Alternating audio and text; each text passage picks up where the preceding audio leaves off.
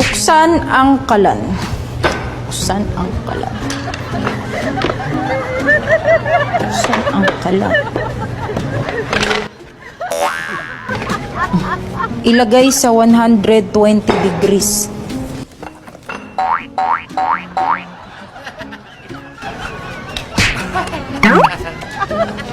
Ilagay ang kaldero.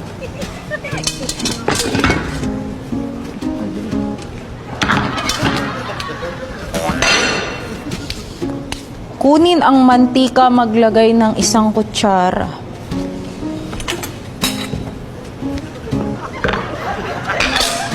Maglagay ng 2 bawang. Maglagay ng 1 basong tubig. Siguro.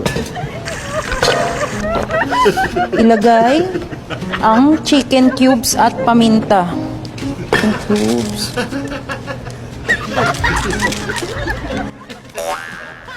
Bantayan hanggang kumulo.